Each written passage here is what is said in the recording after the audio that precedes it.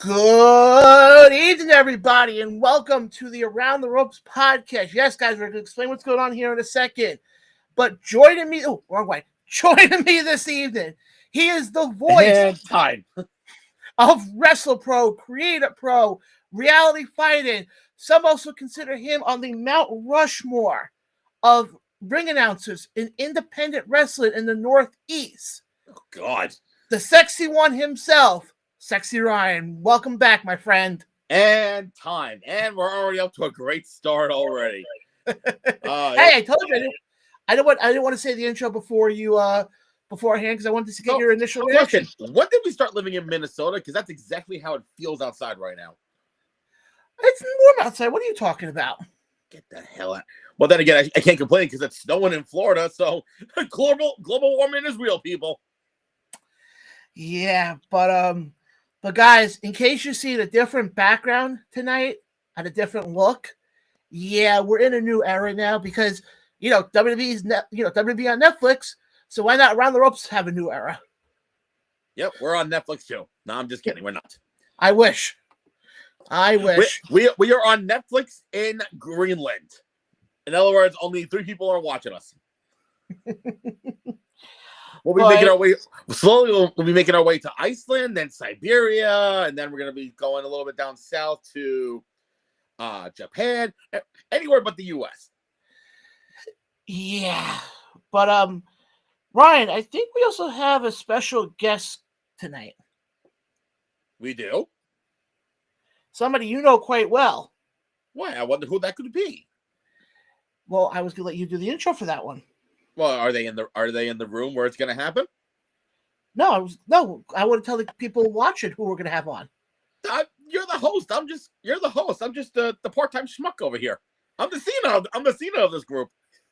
But guys, coming up at 8:30 tonight, I am so glad we get to have her back on. It's the first time we're having this person on under the new era of Around the Ropes podcast.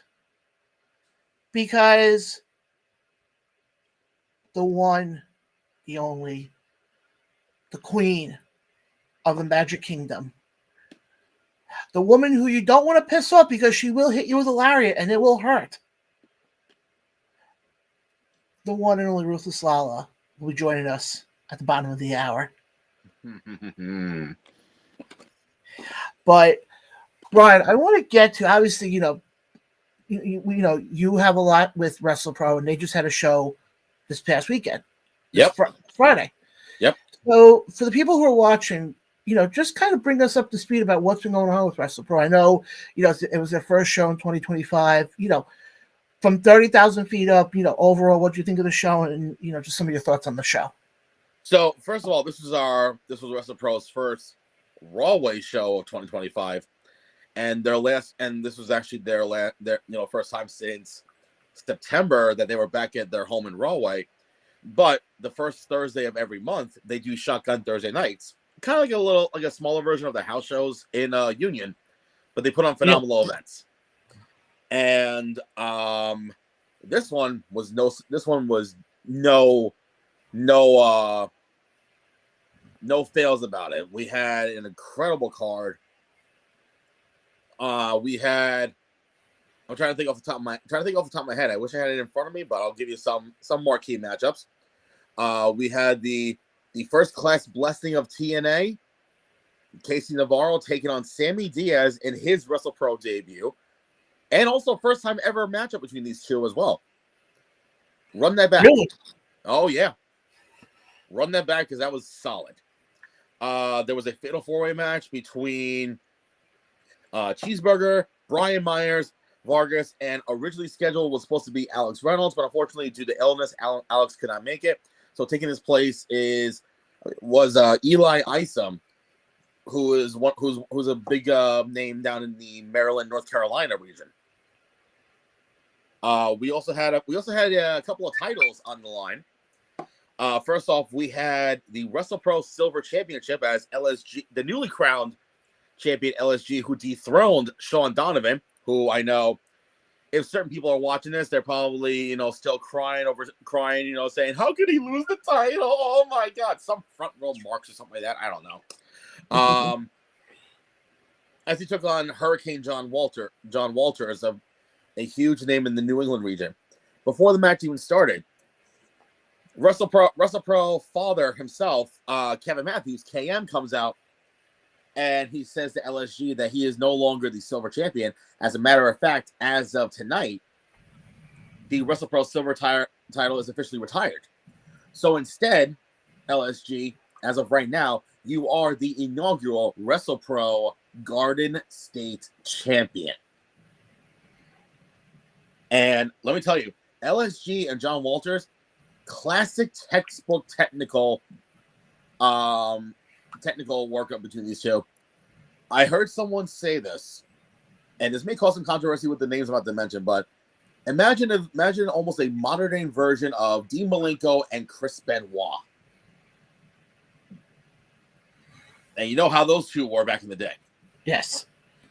This is exactly the type that was happening. We also had two women's matches. We had top tier Tiara James taking on Ava Everett, which Ava was victorious. And also for the WrestlePro Women's Championship, the current champion Lady Frost defended her title against the also debuting Rebecca J. Scott, RJS. And Lady Frost was victorious after the match.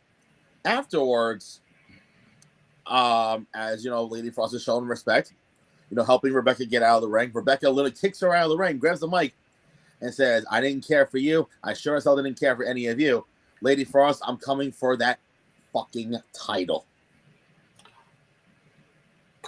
And I'm sitting at the table at ringside going, "Well, family friendly's out the window now. Great. We had a great streak going on." The tag team championships were on the line as the Outrunners, or as I call them, the gentlemen that wore way too much Ben Gay. Literally, you can smell them over the fucking Gothels Bridge. But great guys though. I love the Outrunners. Took on Dark Fala and Dark STG, which the Outrunners were victorious. We also had another tag team match as Devastation Inc. Trax and Victor Benjamin took on the team of Jay Lethal and Satnam Singh, which that itself was actually pretty fucking cool. And also, I forgot how fucking tall Satnam was. Well, I was going to ask you quickly about that. Did it feel weird when you looked up and you saw it? You sat there like, "Please don't kill me." No, that's how I think every time I see Vargas. No. That's the only person who should think that way is Rob Williams.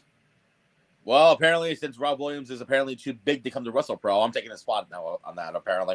Oh, you're his best friend? Oh, yeah, absolutely. Breaking news. Vargas' best friend is Ryan Peterson.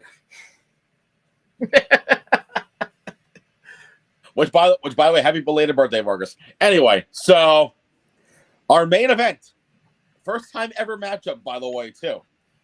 As the WrestlePro Gold Champion CPA defended against the Bayonne Badass Danny Moff. And shockingly that these two had never faced each other one-on-one. Really? Yeah, I was very surprised by that, too, when I heard about that. That's not what I would expect.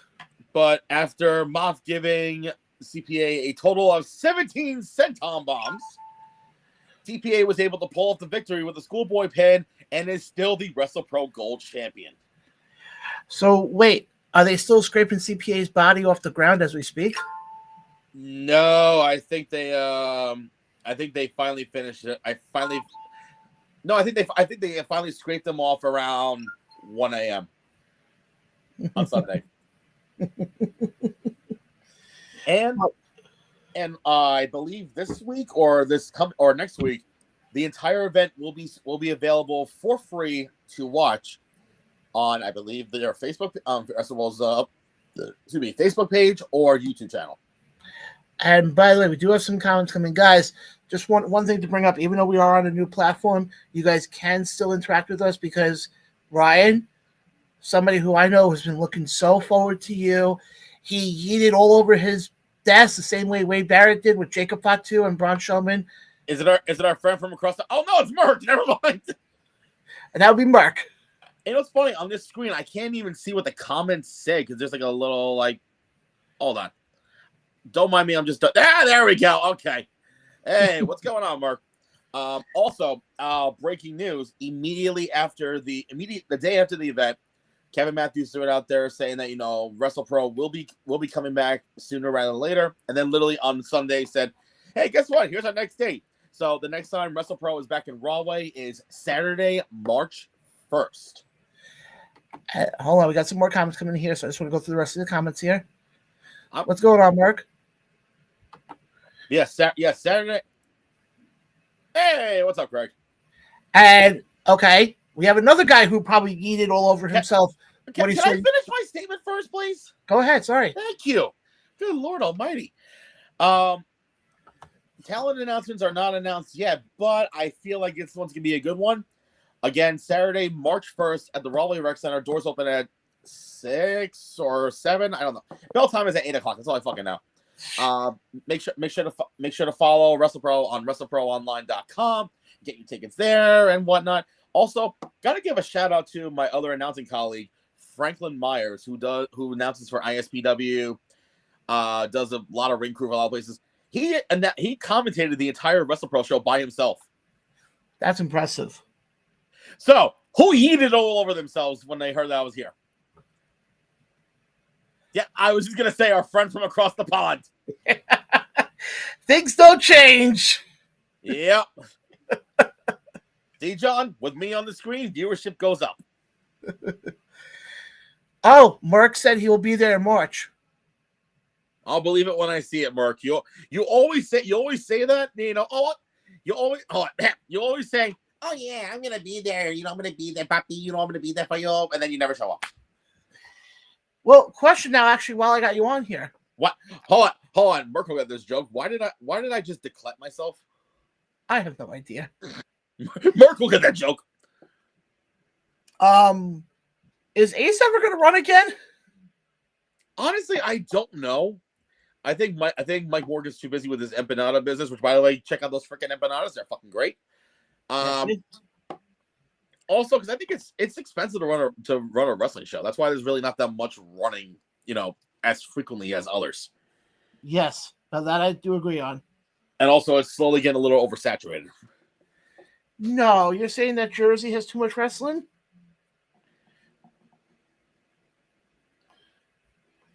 Whatever do you mean? I'm sorry, coming from the guy who has a massive anal probe with the initials BCW on it up their ass. Hey. Never mind. Exactly. Oh. It's like it never left. Oh boy, if only you knew the conversations off camera, my friend. Yeah. But Ryan, overall though, if you had to give it a grade of 1 to 5, 5 being the worst, 1 being the best. Actually, no, other way around. 1 being the worst, 5 being the best. Excuse me. 4. 4 out of 5. And then one more question I got for you, and then we'll move on. Favorite match of the night? Oof. I got 2. I'm going to say 3 because it's tough to tell. Okay. LSG and John Walters. Sammy Diaz and Casey Navarro. And the main event with Moff and CPA. Especially the fact that I got to pull my inner Shane Fair and did pretty much the entire fucking Moff intro. Interesting. He's been saying that for the last year. I would figure if anybody would know, it would be you. Again, he's been saying that for the last year. The last time he ran was last May or 2 years ago? I don't fucking remember. Wasn't that the big return show? Which one? There was 3 big return shows. The most recent one. I don't. Okay, which was the one where Jay Lethal gave the shirt to the fan because that was November 2023. God, that was that long ago? Yeah, because that was War Games. Jesus. because I remember we ran earlier and then we did a watch party that none of you fuckers stayed and watched. Wait, was that the one Recon was at? Sure. I don't remember. They're all the same to me. I'm yeah. Yeah, meh. But Ryan, John, I think it's time we pull off our old Tony Khan there. No, we're not going to we're not going to ban somebody from the show because we're fed up with them. take a good night. But we do got an announcement to make. Sorry, after you mentioned Tony Khan, I started getting the sniffles. Because we all know February 1st is kind of a big day in pro wrestling.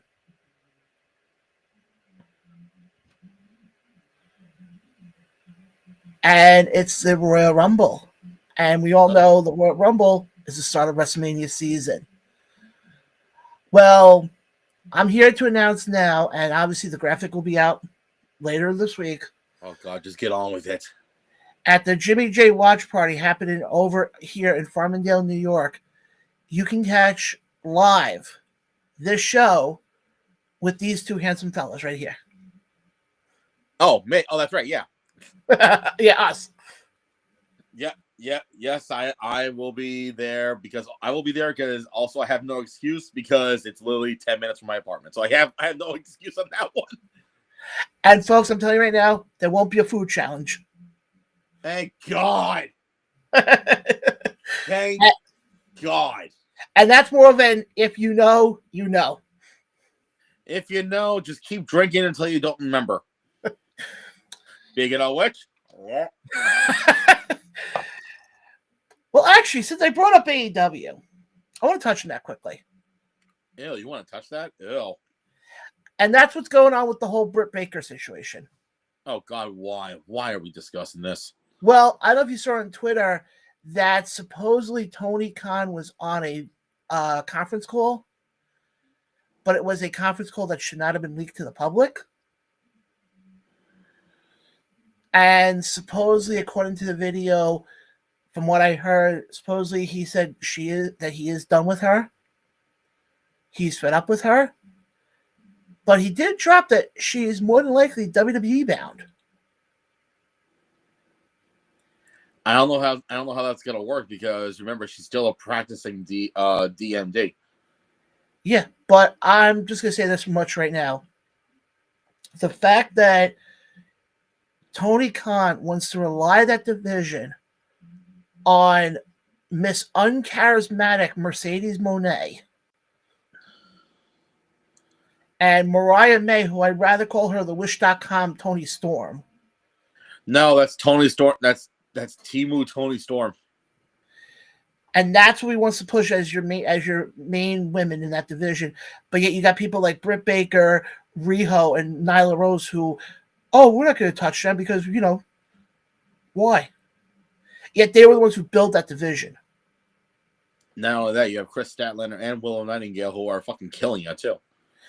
But no, we can't give Willow Nightingale a title because it has to say Mercedes for some stupid ass reason. She's not a draw. And here's the funny thing though. We talk about how you have so many of these guys who came from WWE, went to AEW, and their stock went up. Swerve Strickland. Well, to be fair, Swerve was in NXT.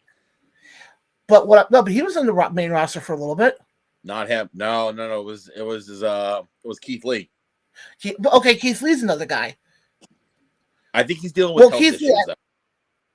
Yeah, but but I'm talking about WWE in the sense of WWE, NXT, and the main roster. So I'm kind of combining the two of them. Yeah, but again, Swerve never made it to the main roster, so it's always been NXT. Okay, but Swerve is one guy who went from NXT, went to AEW, his stock went up. Right. But for every Swerve, you have the situation we're in right now with Mercedes. I can throw another name into the mix. Oh, Adam Cole. I was thinking the same thing. Because when he showed up in AEW, that was stock was high, and then kind of went slowing down, down. And then when he got injured, that's when everything really fucked up. Yeah, but the issue is that with Adam Cole, that was more of he became injury prone. Yeah. That's the problem. All right. You look at somebody like Mercedes, when she was under Sasha Banks in WWE, I mean, you look at her as one of the main eventers. I mean, shit. Correct me if I'm wrong, Ryan. I think you were even at the show. Her and Bayley were the main event of NXT Brooklyn, I think. Not main event. They were co-main event, because I remember the main event of that one was Kevin Owens and Finn Balor in that ladder match, because that was Kevin Owens' final night in NXT. Okay, but they were still co-main. Hey, it still even be co-main event. But that one was the match of the night that actually made my mother watch wrestling again. And but there, and then even on the main roster, Sasha Banks was a main eventer. She was. Now with her being, and the funny thing is though, we see her in New Japan. She's great. I don't know if she does. Does she do CMLL as well? No. But New Japan, she's great. AEW, I don't know what it is with her. I don't think it's her. I really don't think the problem is her. Well, I've said it for a while. I've said this for as long as I can. I've said this even on this show for years. When Mariah May is holding your AEW Women's Championship, and Tony and what's her face, Mercedes Moné is holding your TBS title, I think there's a problem there. Which also, by the way, there's one other female wrestler that you forgot to mention. Oh, Hikaru Shida. Yeah, she does the same thing. But when was the last time we saw any of them? Exactly. But yet every week we see freaking Mariah May come out there. And Nigel McGuinness, I think, freaking has a massive coronary every time. Honestly, I think AEW is going on the same path as WCW in 1999. They have no idea where the hell they're going. No. And I don't want people to sit there, because I know there are people who are going to sit there and say, oh, AEW has one of the best women's division. No, they don't. No, they really don't. They did in the beginning. In the beginning, yes. When they were actually using the people right. Using the Britt Bakers, using the Hikaru Shidas. Now I'm going to say it right now. To me, and I've said this for a while, TNA, to me, has the best women's division. And WWE is a close second. Yeah. But to me, it's...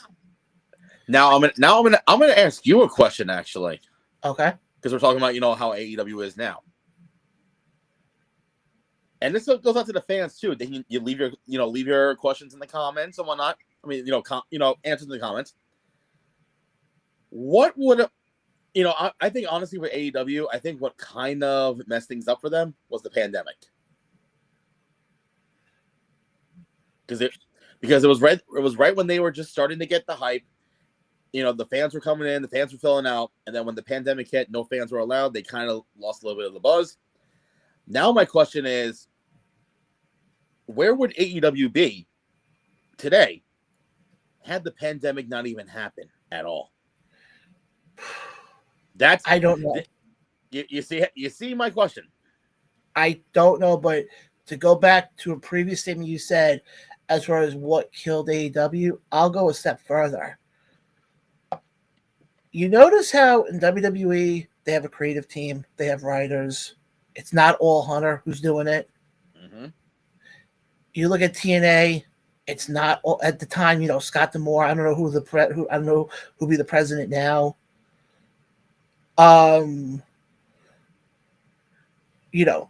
They have a creative team. What got my issue with AEW is they don't have a creative team. Now, I don't know if that's Tony Khan basically playing off of, oh, I don't trust anybody. I have to do it all myself. I think that's what it comes down to. Then I'm sorry, you're not going to be able to run a successful company. Because you look at that, you look at AEW as a whole, and they have the talent. There's no reason, I don't care what anybody says, why the names of Will Ospreay, Kazuchika Okada, Kyle Fletcher, Why they're not bringing in more? Why ticket sales are the way they are? Because the problem is, and it's been said about AEW since day one, their attraction is a niche wrestling. The AEW fan base basically is sitting on the stream right now. The hardcore wrestling fan who will sit there and say, "Oh, I know who Will Ospreay is. I know who Kazuchika Okada is."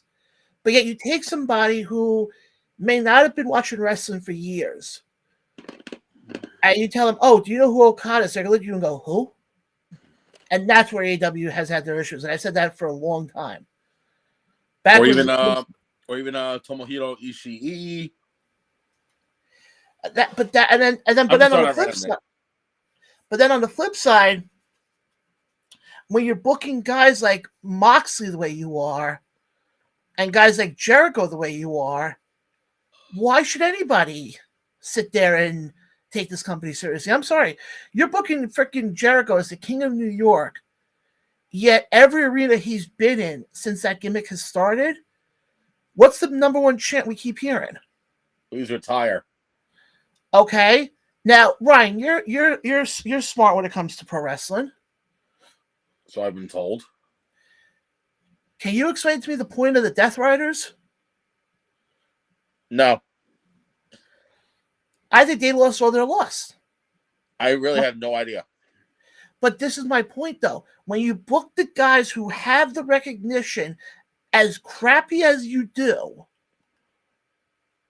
but yet you're going to book these other guys who nobody knows much better, that's why you're not attracting.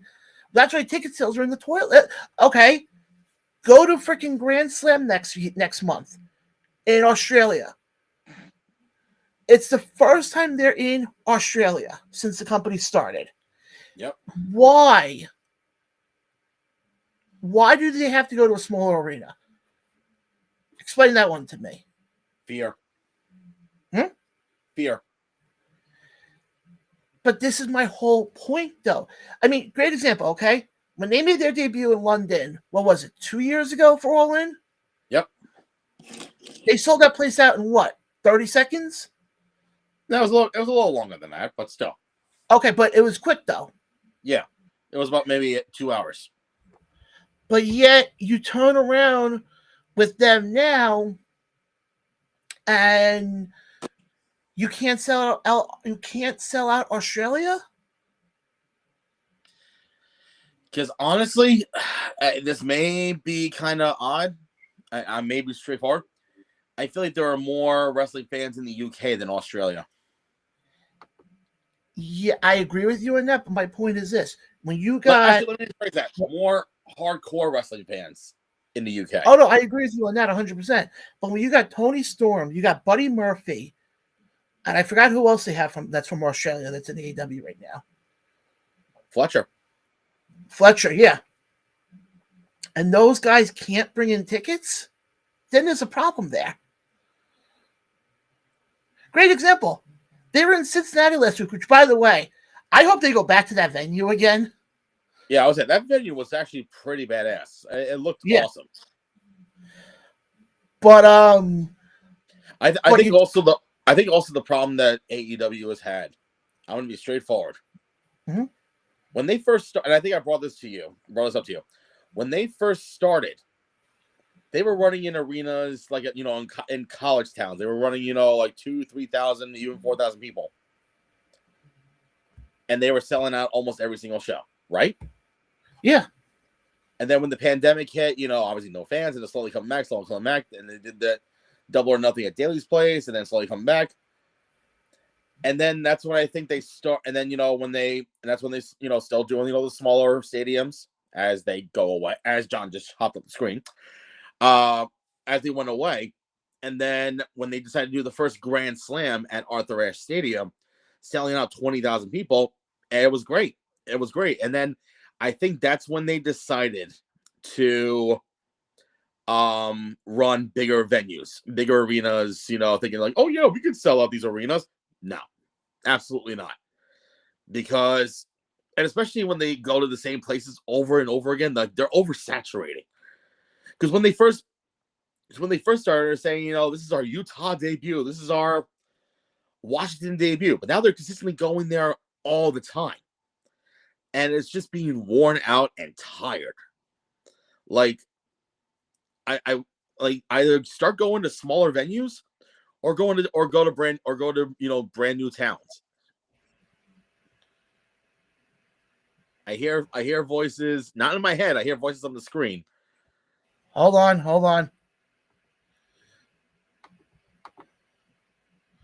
I'm trying to figure out how the fuck to. Oh wait, press the V. Turn on the camera. That's what I'm trying to figure out right now. It's not letting me. There should be a little thing at the bottom that says, turn camera on. Well, that's on. Hold on.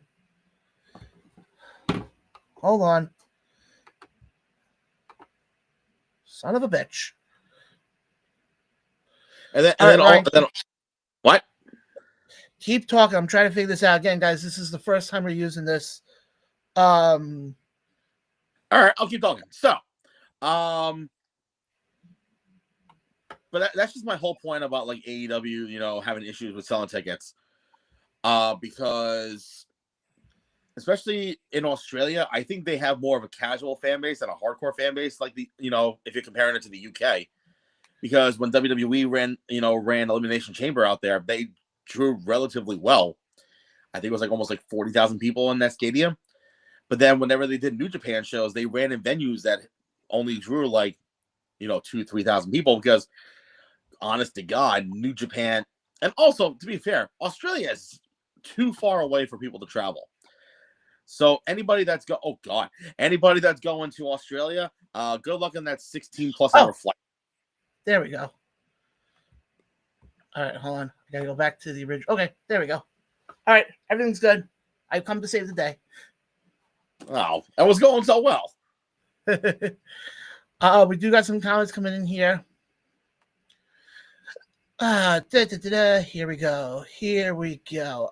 Let's start off with we'll go with this one. Going back to our food challenge thing. If you want a food challenge, no, we're not doing that. Vince wins by default. Went to Hammerstein. The fuck is Hammerstein? He meant Hammerstein. I know. It's just me. I got some thoughts on that, by the way.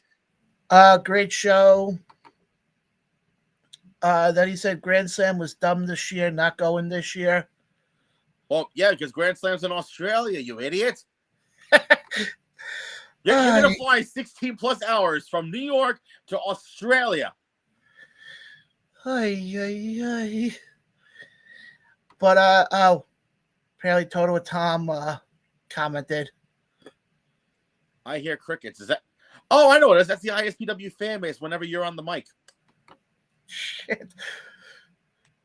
Hi, honey. Oh, the missus is here. Hey. Hey is for horses. Last time I checked, you're not a horse. I mean, you eat like a horse. That's another story. Hit on the button. Hit the on button. Ha. Yeah, that's usually the same comment people say about Toto and Tom when he's on the microphone. That's his reaction when Anthony's done with him, if you know what I'm saying. Ha.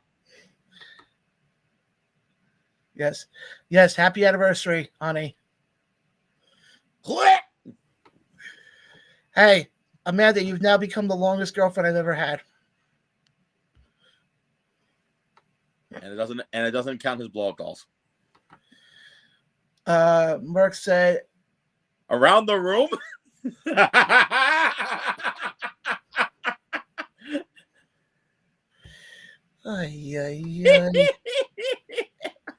It's called Around the Ropes, Mark.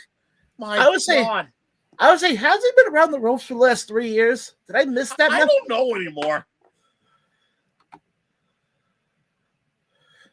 All right, let's see what John says. I stopped watching AEW a while ago. I'll never watch again. The reason is TK sucks. But well, I mean, John, how would you know he does that unless you're in the room where it happens?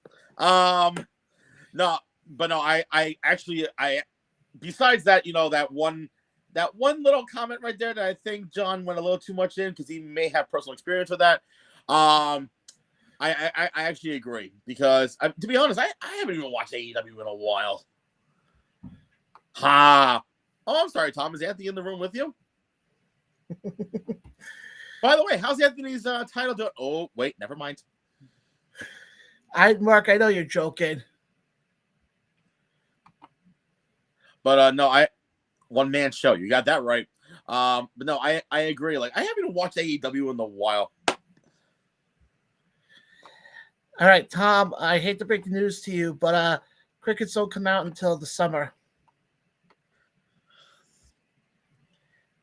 I blame our education system for this shit. Oh, jeez. Oh, boy, I guess she's feeling better. Ryan can go to outer space. Yeah, sure. Right after I give you a gabagool in the face. Ay, ay, ay. So, yeah. It only took... Peterson. Whoop, they fucking do. Hey, listen, to be fair, John, I can't stand Anthony. So, does that make me a heel still? Yeah, but wait, are you talking about... Yeah. Yeah. No, haha is the comment people get when they hear him on ISPW Weekly. That's Tom. That's total. Hello. What the hell is it? Sorry. I just happened to put on NXT and Bailey's doing an in-ring promo. And who's coming out? Oh, yeah, Julia. Yeah. She's good. Oh, she's very good. But, guys, we are waiting right now for our guest to arrive. So, hopefully she arrives. Can you read my comment on AEW and Tony Khan? I think you would agree. Hold on. Is that John? Because I just said... Okay, I was not watching the program. That's David. Oh, okay. What did you say, David? Holy crap. I said minutes. Oh, God. I'm sorry. I thought this was a comment, not a fucking autobiography here. I've said many times Ryan Tony Khan ran before he could walk with AEW, thinking too big for his boots, like a spoiled brat with too much money and no idea how to spend it. He's not a CEO, in my opinion. He's a yeah, exactly. But yeah, with a bigger Wale, the rapper. I've said that about Tony Khan since day one. He's not a booker. He just happens to be a fan with a shit ton of money. Yeah, and his father owns a failing football franchise. So what do you expect? Yeah. I would say they're only doing Grand Slam once this year, right? I haven't heard anything about them going. I don't think they're going back to Queens, especially at the last few years. They've really been decreasing in the freaking attendance. Well, can we talk to Mitch, please? Mitch, I don't think they're coming back to Queens. If you want to hop on a flight to Australia next month, you're more than welcome to. No one is fucking stopping you. Oh, sorry, Cora J just got into my screen. I'm happy now. And Roxanne, hi, come. Wow.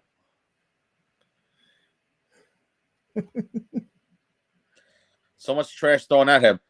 John, that's a typical Thursday night for Tom. He always gets trash thrown at him. Nope, I'm not gonna say my next comment. Ugh, you got it. You got the flu too. Ugh. Oh, speak about Anthony. Hi. Look at this. What am I looking at? I'm just looking at your name and your goofy profile. There. Hey, don't say anything mean about the Stompers. The Cousin Humpers? Yeah. Oh yeah. That's what I should have brought my banjo. Wow. Okay. That's interesting, actually. Mitch turns around and says, I don't think so either. The show fucking sucked, man. We didn't get any take-home chairs this year. The one time I get fucking floor seats for AEW, there's no take-home chairs. That's interesting. Because in the last couple of years, they did. Especially the first one actually looked really nice. Wow. Oh, I'm not holding my ball. This is John's other ball that this should be in your purse, considering you are the one that wears the pants in this relationship, right? Hold on. Ryan, you have to apologize to Anthony.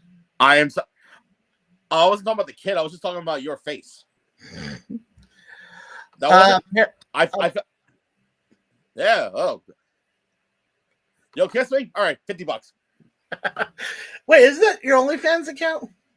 Yes, for only $69 a month. For $69.69. I'm just gonna say this right now. You have been on with me in a couple of months. And it's like nothing's ever changed. It's like shit. It's like we might as well just be right back to everything was 6 months ago.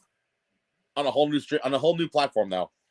Yes, which by the way, guys, should we tell them now or shall we wait? About the chance that they might be seeing you a lot more on this channel? Let's hold off on that for now. It's still tentative. Okay. But guys, like I said, unfortunately, I don't know where our guest is right now, so hopefully she'll be here soon. So let's move on to the next subject. Well, I have another announcement to make. Okay, John Blaine.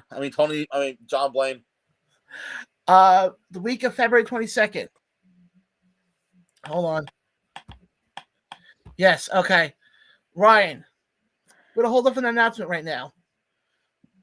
Why? Our guest has arrived. Oh, fantastic. Hold on. I need to all right. Let me know when you're ready. I'm ready. All right, so ladies and gentlemen, boys and girls, and children of all ages, at this time, it is our distinct pleasure and privilege and honor to welcome back to the show someone who made their miraculous return and surprising return this past Saturday at Pro Wrestling Magic coming to America. From Idaho, New York. She is the first lady of Prolific. Miss What That Lariat Do, a.k.a. Mrs. Hit That Ho, the one and only, the Ruthless Lala. What's up, guys? What's going on, Lala? Long time no see. I know, right? How's everybody been? What's good? More importantly, how are you doing? We're doing good.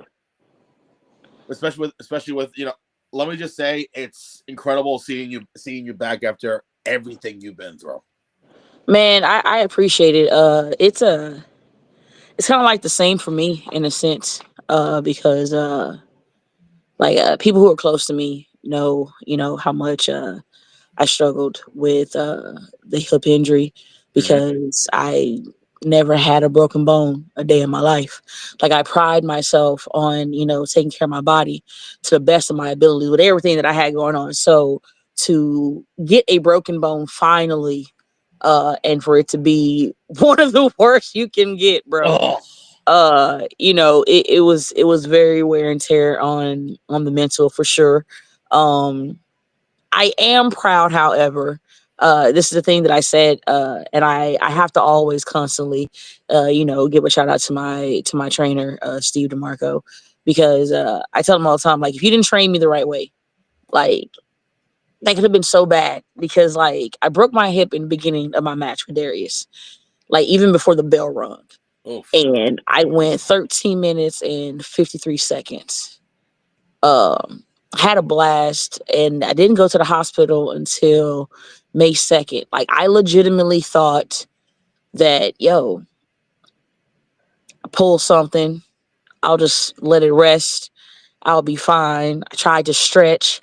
Like, I laid up for like those few days. I didn't do anything. I just had it up, kept it elevated, ice, heat. Right. And then went to stretch it out because I had bookings coming up that weekend, and tried to stretch it out, and it did not go well at all. And I was like, oh God, like, it was like the worst pain I ever felt. It was like worse than having kids, and I have 2 of them. And I sent the video to my best, and I was like, yo, he's like, you might want to get checked out. And I was like, I don't want to go to the hospital, because every time I go to the fucking hospital, I always get bad news. I don't like it. I don't want to go. And I was like, fuck, I'm gonna go ahead and go and check, make sure I'm good. Uh, went to the hospital. Walked down 4 flight of stairs to get into the Uber to get to the hospital. Oh, And once I got there, 2 X-rays and a CAT scan later, um, I broke my hip. They let me know that I broke my hip, and everything in me was just like I thought everything was over. I thought that was it. Like it was the worst feeling ever, man. I wasn't the best to be around, and I kind of made that announcement so everybody could understand where my mind was at, and I was dead ass truthful and like, look, I'm not me right now. I am not me right now. And so I know that things are going to be okay, but right now they are fucking not okay. I want to hear about they're going to be okay. Like, no, we're talking about now. Right now, things are fucked up, and and so to feel that I would be forgotten, nobody would care if I came back, and just to get that huge pop and that huge standing ovation, it was it was crazy. Like that was like I can't watch it without getting goosebumps. Every time I watch it, I get goosebumps because it's like that was crazy. And like I've heard them loud before because they do this for me, but like that was like the loudest ever. Like it actually kind of made my ears ring a little bit, and I was like, "Oh, we're in the money, bro." Like that's something that will always be very dear to my heart, and I will like that will sit on my shoulder for a while because that love was tremendously amazing, and like I appreciate everybody at Magic. I stayed hidden. I stayed well hidden, and it was the greatest thing ever because by the time I had to get ready to wrestle, I started to get the feeling like I had to pee, and I was like, "We're gonna suck it up. We're gonna suck it the fuck up. We're gonna suck it up. And we're gonna deal with it. you You can hear pee me? after. We'll pee after." Because I had this feeling like, what if I go to go pee? And then somebody sees me, oh my God, Lala's here. And I was like, son of a Bitch. bitch. Uh, so I didn't. I kept it together. So I will say though, like after seeing the news that you were in the hospital, just know that you were definitely in my thoughts and John's thoughts as well. But we also did the respectful thing of like not reaching out because we already knew like you're going to be blowing up with messages and whatnot. We were like, you know what? Let's give Lala her space. Let's give her time to heal and whatnot. It's not. But just wanted to that you consistently were in our thoughts. And funny enough, last month out here in Deer Park, I actually spoke to Isaiah for a bit. Yeah. Yeah, just saying like hey, how's Lala doing? And he's like, oh, she's doing great, man. Like he didn't tell me like when you were coming back, but he said it. I could tell Good. by the voice that it was soon. So just what? So when John told me that you were coming on, I'm like, oh, fuck yeah. Yeah, man. It was like I said, it was great, and it was even more amazing to have him by my side. When I came back out, and just to be like the dopest hype man ever. Like I went Oh, back and I watched it, and I'm just like, why are you so fucking silly? What's wrong with you? You're like shit, that's just him and so being him. like I massively appreciate it.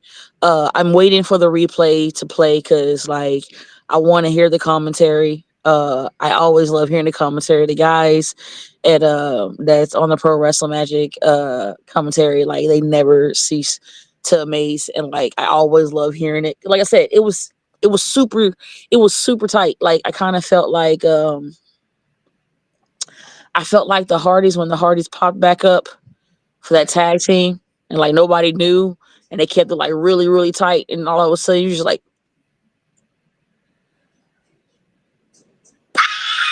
Exactly. now, so now speaking of magic, there was something that I actually do want to bring up because I actually watched the entire. I actually was able to watch the entire show in its entirety, and some might say that you might have turned a little savage on a certain somebody. now you know me, I don't like that he say she say. So go ahead and just come on out with it, Ryan. What you trying to say? What are you asking me? Oh no, I saw a little confrontational between you and PJ Savage. What's going on with that? Could we possibly see you guys going at it 1-on-1 down the road? Do I have to wash my mouth on here? No, you can say whatever You the will fuck you probably want. see that the day PJ Savage stopped being a pussy. Um, and like, I'm applauding and, on that and one. Thank you. and like, I returned back to pro wrestling March 2022, and I met PJ Savage, and this is when he was part of the takeover, and and all that stuff and everything. And I remember, like, I actually wanted to do some stuff with him, because I liked how, his mannerism was, you know what I mean? So I was like, cool, hey, maybe we can, have some fun and, have a couple of matches and shit, and I'm going to expose PJ for the fake that he is. By all means. Like, floor is yours. It's crazy when you constantly say that you want to learn and the whole goal is to keep getting better, but the whole goal is to keep getting better as long as you are learning from dudes, because what could you possibly learn from a female, What does a female, but what does a female even know? And that's how I felt, because there has been plenty of times that it was supposed to have been Ruthless Lala versus PJ Savage. And for just some reason, it don't happen. And you know what really grinds my gears? What grinds the fuck out of my shit is the fact that it'll constantly be like, oh yeah, we'll wrestle. Like, yo, I want to have this match. But then when you go and start talking about people you want to wrestle, I don't hear my name, not even for an iota of a second. Now, I could understand if I was one of these girly girls, and this is no disrespect to the girly girls, because some of the girly girls can go. But I have pride my 22 years in this business off of beating up motherfuckers. Motherfuckers your size. There's a reason I made the men's PWI and not the women's. Because I'm about that fucking life. And anytime somebody steps in the ring with Ruthless, they always end up going on to bigger and better things. See, at first, PJ, it was I wanted to help you. Now I'm going to embarrass you. And now you want to talk your trash and be like, oh, you look at me like this again. Like, bro, you're on my turf. I don't remember you taking a championship belt and going overseas and making it a world championship. That's right, you did it. I did that. Me and my bestie, we went overseas and put prestige on belts and brought them back world titles. Did you do that? No. We can't even get you out the tri-state area. But once again, I try to help. And everybody say, well, what's wrong with Lala now? Lala is tired. Lala is drained. Lala is exhausted of trying to lend a hand when, one, I didn't have to begin with, and two, you're insulting my intelligence because of who I am. So I don't care what savage you are trying to pretend to be. Because either way, the next time that I see you, it's on site. Period. No longer am I taking disrespect. No longer am I taking or letting anybody talk to me any type of way. Because that whole, oh, well, I was taught to, I don't want to hit a woman. I'm a worker. I'm a wrestler. That's what I am. That ain't no, oh, I'm better than men and I'm stronger than men and no. That's me saying I hold my own. And I hold my own very nicely. And I do me. So, There's only one Savage, and that's the Queen Super Savage saying God, and you're talking to her, and that is the only Savage that I will address from here on out, respectfully. Well, John, you're up. You're up. Lala, I want to go back a little bit here. When everything was going on, and you were, dealing with all the injury stuff, did you ever think you were going to be able to come back to pro wrestling? That was the goal. But the goal, it was very shaky because it was am I going to have surgery? Like how bad is it? And I fucked it up. Like it was a smooth fucking break. And like they put me in anesthesia exam where they put me on the table and put me out and moved my leg in all type of ways that they would not have been able to do if I was awake without me fucking them up. Um to see because right here, this part, all of this, like I that bitch broke in half. Um and so they wanted to make sure that my hip wouldn't dislocate and keep locating and dislocating. So um they gave me the anesthesia exam. They moved it in all type of ways. It didn't move at all and it didn't dislocate. So the doctor, Dr. Finn, by far like the greatest doctor, the greatest orthopedic surgeon ever, um, he made the decision not to do surgery and for it to just heal. And that's what we did, and it was a wrestling wasn't on my brain in a sense at the time. What was on my brain was being able to walk again because I had to lay in a bed and do nothing completely for a whole month. And even then, I couldn't because my bestie was wrestling Kenta. I wasn't gonna miss that. Like, fuck out of here, So I made sure I took everything that I needed to take to make me as comfortable as possible. Luckily, the place that we were at, had a great couch, so I was good. You feel me? So like everything was good. But other than that, I took care. And it was the fact that I just wanted to be able to walk. That's it, you know.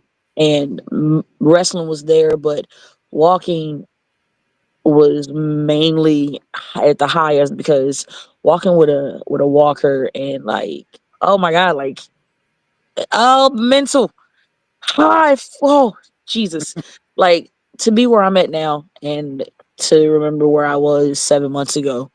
That's something that's I'm truly blessed and honored to be able to come back and continue to do what I love. Well, let me ask you this now. If, let's say, hypothetically speaking, let's say wrestling was taken away because of what happened, and you said it before, you've had a 22-year career. Would you have been at peace with everything you had done in your career if, let's say, that option wasn't on the table? Well, even though I wasn't wrestling, I was still doing something that I love, and that was producing and doing backstage stuff because that's also like I pride myself on being very versatile when it comes to professional wrestling. Like whatever you need, I can do. I've done everything except own my own company. You know what I'm saying? That's it. And so like I pride myself on it all. So even though I was out, I was still, getting to do what I love because I like helping, you know? So I was getting to still help. And for me, even if they was like, hey, I wouldn't be able to come back, I was still able to continue to help, and be part of a solution. And I'd have been happy. Now, one more question I got on the whole injury and everything, then we'll move on. Because of, obviously, with what happened, is your approach in the ring going to change now? Definitely. Superly. Uh the approach, the mannerism, the swag is the same. It's just Being injured, you get to have a lot of harsh realities, and you get to see a lot of writing on the wall. And so when you see people for who they are, and you see promotions for who they are, and you see how people treat you and everything, and you known that from the beginning to the end you was as respectful as possible, only to get treated with disrespect, you come back different. Not different to be a problem, but different to protect my energy and my peace.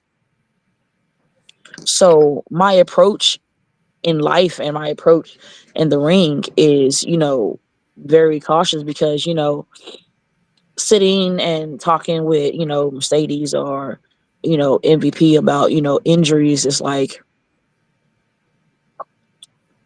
you want to make sure that you're good, and you don't want to like rush anything. And, the thing about it is, I was cleared, what was it, October, to start back, rolling around and doing things. And I didn't budge because I wanted to make sure that I was 100% and my brain was where it needed to be. And I, come back and make sure that there's certain things I can and I can't do, once I come back. And I'm going to stick to those. And flying my thick ass out the ring is off the motherfucking menu. That is a no. It was fun while it lasted. I had fun throughout my wrestling career, flying out there and doing stuff like that. Now, nah, we're good. We're good. We're good. I had fun, but I'm gonna stay my thick ass in the ring. Brian.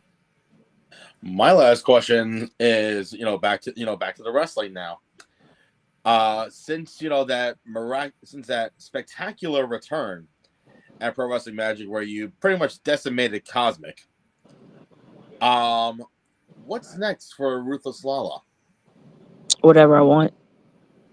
I mean, besides whatever you want, what's the like speed round off the Prolific. top? Prolific is about the drift set. You know what I'm saying? The drift set is the gold. The belt. And if people's like, oh, a prop, it's not just a prop. It's a solidification that I am the face of the company, that the company trusts me to do what I'm supposed to do 1010%. Mm-hmm. And that's what it means, you know? And like, more gold, more problems. Prolific like problems because we like solving them. So literally, the only thing that's on my mind, as well as prolific, is more gold. That's it. Well, me More personally, gold, more states, more okay. prestige. You know what I'm saying? More recognition, more acknowledgement. You know, everything that we deserve. And they're going to keep like showing why we deserve it. Well, me personally, since we're still talking about Magic and whatnot, I kind of like to see the world title on you, because honestly, I think because you were a former Pro Wrestling Magic Women's Champion. World. Oh, World Women's Champion. Sorry, my apologies. My apologies. And I think the actual World Champion itself. I think because, like you said, you are the fate. You are basically the solidified face of indie wrestling on the East Coast. Everyone knows who Ruthless Lala is. Everyone respects Ruthless Lala for what she. Not everybody. Not everybody. But that's nor Eh, here nor there. well, as they say, fuck the haters. But besides that, but and honestly, if I was ever a booker on a show, I would have you as a champion because I think you would be a great representation of said company. I appreciate that. And I'm not just I saying it because I don't apologize. want to get Larry with you, but like Lala, I've known you for a while, and always love working with you, even though it's been a long time since I worked with you. But and I still remember, because this just popped in my memories, the Garden State show from 2 years ago. I always go back and I watch it because it was the greatest thing ever. Because I'm like, yo, Abs- oh, fuck absolutely. that. They got a whole introduction. They got it. Yo, introduce me. They're like, you bet not. I was like, what? And you What? and damn right, I did. So, and yo, that was massively appreciated. I truthfully appreciate it. John, you got any final questions for Miss Lala? Yes, I do, Lala. And it's actually not with Pro Wrestling Magic. It's with the other company that you're very big with, and that's BCW. Breed I'm Combination. not. I'm not at BCW. I haven't been at. Who? See, now that lets me know you ain't been doing your homework. I haven't been at BCW for a while now. Well, the only reason why I'm asking about it is their women's division right now is kind of a mess, to say the least. Uh huh. With obviously we know now Mimi now is the champion, and would you, if the opportunity ever came and Anthony Cole messaged you and said, "Hey, Lala, we want you back," would you ever consider coming back to Bray? Mm,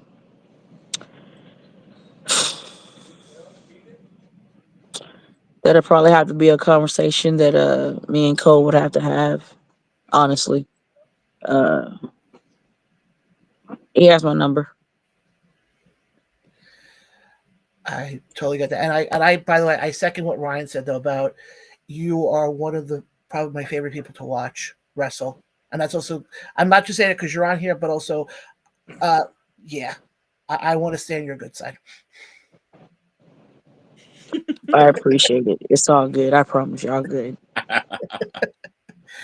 Lala, before we let you go, what do you have coming up you'd like to promote, and where can the fans find you on social media? You can find me on Instagram, straight ruthless one, STR the number 8, RUTHLESS the number 1. Ruthless Lala on Twitter, Facebook, Ruthless Lala. You can catch me February 2nd. Myself and Sammy Chaos will be going against Gia Scott and a partner of her choosing at a FWA in Harvey DeGrasse, Maryland at the Stage Theater. Mm. And then March 30th, I believe you can catch me at the Monster Factory for Fight Pro, where it would be myself and my bestie Isaiah Wolf against Gia Scott and Miles Hawkins. Ooh, that's a good combo right there. So that's what we have so far. And they're gonna be working on some stuff, later on to see what we get into. Absolutely. And Lala, you know you always have an open door with the show whenever you like to come back on. And actually, for you, there's not even a door anymore. I took the hinges off the door. You can just come walk. Words. Bet. Cool. She gave Well, that thank she gave that door a lariat. That's what happens. Yeah, She lariated the door of its hinges. Well, I appreciate y'all for having me. Thank y'all once again. I appreciate all the love. Truly, I do. Y'all have a remaining good show, and I will talk to y'all soon. talk to you soon, Absolutely. Lala. All right, Well, that was definitely all fun. right. Oh yeah, that was a little. Okay, I want to get your initial reaction. And we'll get back to the comments as well. And we still got a lot of stuff to get to. What'd you think? Oh, just Lala being Lala.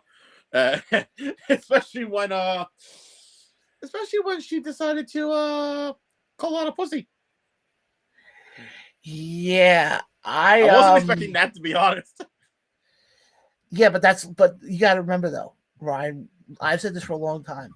The one thing that makes our show different from a lot of the other shows out there No holds barred. is we let the guests get as real as they want to get. Just didn't expect it to be that real. Well, I'm going to put it out there right now. PJ Savage, Oh shit. your invite is there. You want to come on and respond to what Lala said about you. There are other platforms besides Beyond the Barricade. Why don't you come here? Because I'm going to tell you right now, if somebody called me out like that, like she did. Oh, I would instantly in a heartbeat. So actually, wait, I'll talk to his best friend. I'll talk to Papa Dank.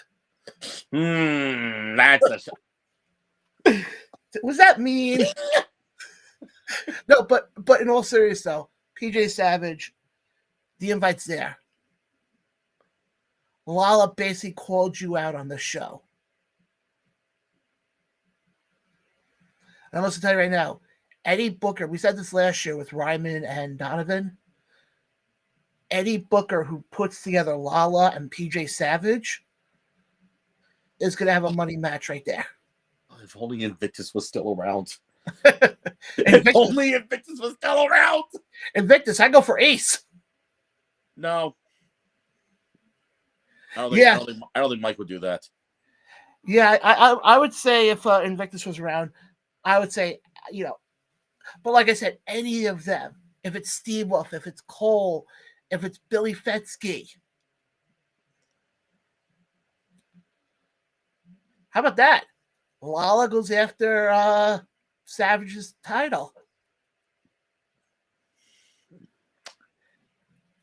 And then maybe that title can cross further states besides the tri-state area. I mean, we've seen interpromotional feuds already. I know we have. But let's get back to some of the comments here, guys. Apparently now we are travel experts, apparently. Because Mitch wants to know, are there any indie shows in Florida? Where in Florida are you going to be? He goes, he's going for the Islander game. No shit. There's there's like 2 teams in Florida. Is he like down South Florida near Sunshine or Tampa? I have no idea. Mitch, who are the Islanders playing? But actually, there is one I'm thinking of. Depending on where you are, Mitch. If you're anywhere near Boca Raton Championship Wrestling, I think is on that Wednesday or Thursday, right before the Jericho Cruise. Oh God, they just announced. This happened to just come across my page. They who? Titan Championship Wrestling. You know which? Is doing the Wrestlers to the Rescue 2 show on February 8th. I feel so sorry for Jay Outcast. They are paired Blaze Haram and Jeff Noyes with SP Anderson against Jay Outcast and Magic. Oh boy. Oh boy. I thought Magic retired. I thought so too. But anyway, oh yeah, speaking of partnerships, interpromotional partnerships, wasn't there some big announcement that happened last week? Yeah. Apparently we had some comments coming in here, which I didn't even know about. Oh no. What the hell? From Rolly. From Rolly? The guy I used to work with? Okay. She was checking out the show tonight, who said, he said Lala's going to win. I don't know what Lala's going to win, but... She won something. But yeah, I heard something about a partnership now. Yeah, let's just say this major global company decided to make an impact in the wrestling world. Which, okay, I want to ask you a question right off the bat. We'll get into the agreement in a second, but it's based off the partnership now. Does this make TNA the number 2 promotion now behind it, WWE? Yes. You realize that just makes 2025 weird in the sense of how many years ago was it we were sitting talking and saying that TNA was going to die. That was said since 2016 when Billy Corgan took over. But then on the other side, the company that everybody says is the number 2 company who just got a multi-billion-dollar contract to stream on Max now became the number 3 company. Tells you how weird the wrestling world is right now. Yeah. But I want to dive into it. And Ryan, I want to start off with this. 30,000 feet above, when you first heard about the agreement, what'd you think? Honestly, I felt like something was brewing originally when we started seeing, first of all, when we started seeing Jordan Grace show up at not only at the Rumble last year, but also on NXT. as the TNA Knockouts champion, and then Joe Hendry showing up. I felt, and then some of the people from NXT showing up on TNA. I think that was the testing ground on how the partnership would be received, and apparently it was being very well received by the IWC. Yeah, it definitely. I mean, especially the fact that you have Ariana Grace, gracing the Impact Zone with her presence. You had, oh God, Ashanti. I forgot her name, but she's the sleeping character. Wasn't it Karen Yu? Wendy Chu or something like that? I think. Yeah, something like that. Karen Petrovich taking on Jordan Grace. And then, obviously on the NXT side, you had Jordan Grace showing up. You had Joe Hendry showing up multiple times.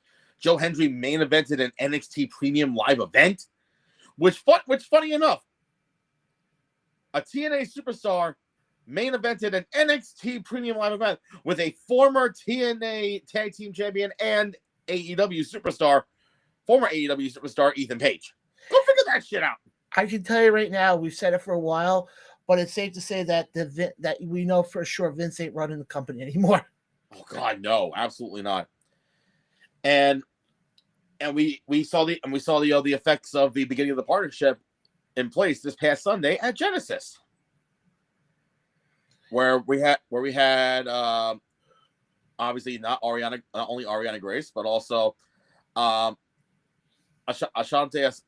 Adonis showing up out of nowhere, calling out someone, and then Jake something came out and beat the shit out of him.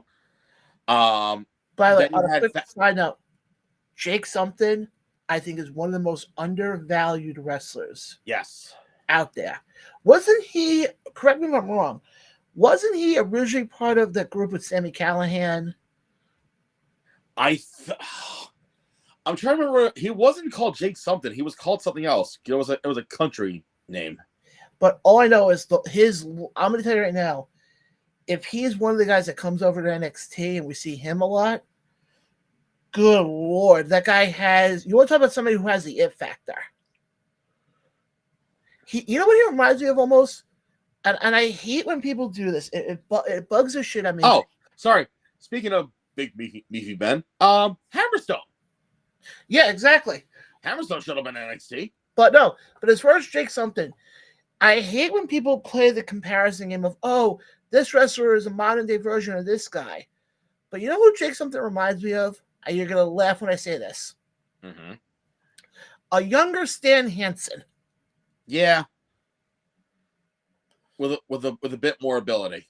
Yeah, exactly. But if you remember back when Stan Hansen was wrestling back in the, obviously you and I weren't around yet, but we've seen videos of him wrestling.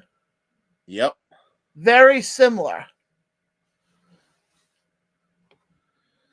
Okay. I knew somebody in the ATR Nation was going to help us on this one. Thank you. Okay. The Deaners. That's it. Yeah, because I remember Cody Deaner. I just didn't remember what. I think it was Cousin Jake, I think he was called. And then, of course, Amanda chimed in here. Moving on. But no. And then getting back to the partnership, you had Faxium who showed up out of nowhere. That's set up for Thursday night, actually. Thursday, as they take on the Rascals for the NXT tag team titles on TNA. Well, if you remember, a couple months ago, I think the Rascals were the number one contenders. They technically were, because that was the other thing too with fucking Winston and Wesley with their debut on CW. Yeah, and then I remember Trey got injured. Yes, and that's why they never pulled it. But again, I feel like having these superstars go back and forth. I think there was a trial run to see how it would pan out and what the reception would be, and obviously the reception was again very positive. To the point that now they have a multi-year partnership which obviously now they can say sky's the fucking limit because you never know what can expect. I think Jordan Grace even threw it out there on X saying that she wants to see an Ultimate X match at WrestleMania. Can you fucking imagine that? Well, I'll put it this way: if it's, I'd be curious to see though. If you do that, would it be all TNA guys? No. Because I'm going to tell you right now, if you can allow WWE guys in there, there's one name I want in there above everybody else. I just don't have another idea, but go on. The one name I want, Ultimate X. And I think if you... No. Damn it. Penta. So, here's how I think they can pull it off. Okay. Bring back a Money in the Bank style match. But instead of ladders, it's Ultimate X. That actually wouldn't be bad. 8 competitors. 4 in WWE, 4 in TNA.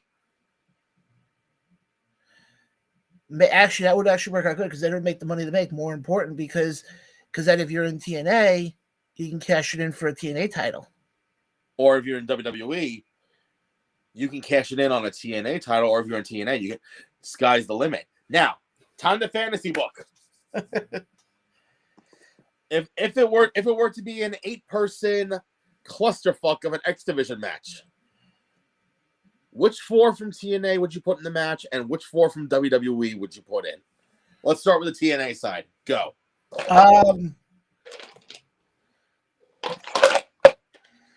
I would put Jake something. Okay. I would love to put him in there. Ace Austin. Mm-hmm. I feel like ever since the whole Chris Bay thing, I feel like he's kind of gotten lost a little bit. A little bit. I got one. I got another one. Casey Navarro. God damn it, I was going to say that. I think Casey Navarro would be in there perfectly. Then you know what? I got my 4th pick. Go. Top Dollar. If that means he's going to flop out of the ring. Yep. Well, that requires him going over the top rope. No. The 4th person. How about Leon Slater? Actually, you kind of want to throw another heel in there. How about Brian Myers? Well, I'm only saying that for one reason. You can use this because you know, when it comes to me building a superstar, I'm very big in that. Mm-hmm. And if you put somebody like a Casey Navarro, somebody like a Leon Slater, some of these younger guys, and they can win it, you have a star. Nothing against Brian Myers. I think he's a phenomenal wrestler. Mm-hmm. But you know what? Eddie Edwards. But them winning it wouldn't help them. They already have the accolades. The accolades. You know what I mean? They're part of the system. Not the accolades to tag team. What I'm saying is they have the they've been to the top already. Let me put it that way. But if you could put somebody like a Casey Navarro in, or you could put somebody like Leon Slater in, who's young, who's first coming onto the scene now, why not?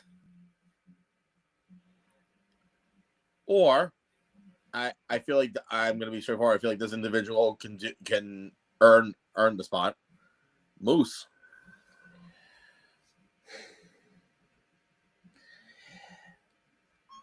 Yeah, that wouldn't be a bad one. Okay, now WWE side. Besides Penta, 3 others. Okay, I don't think I have to because I think Dave kind of gave mine who I would have.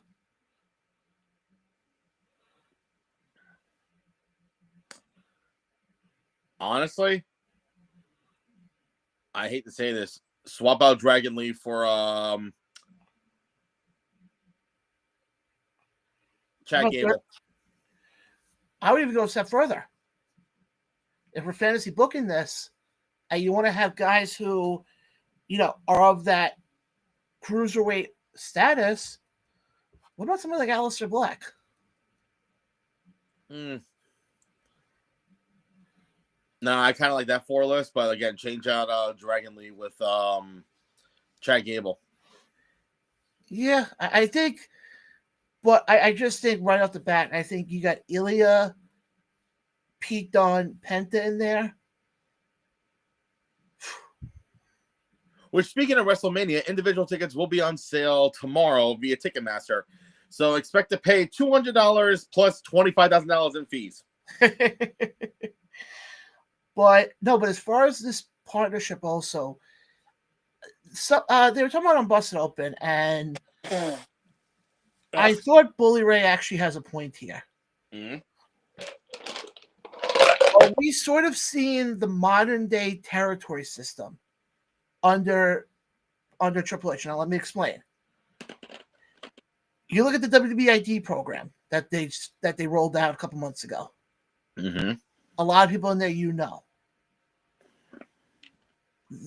Would you consider that almost like single A baseball?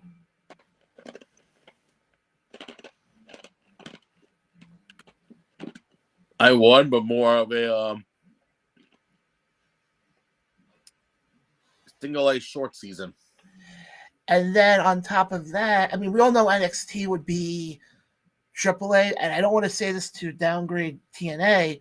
That would almost make TNA AA. No, other way around. NXT is AA. Yeah, TNA would be AAA then. Yeah.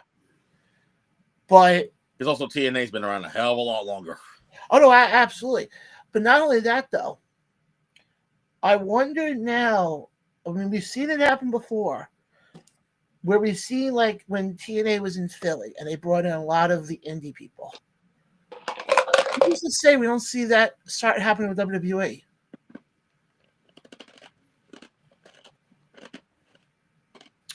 And I think that's what if I heard correctly,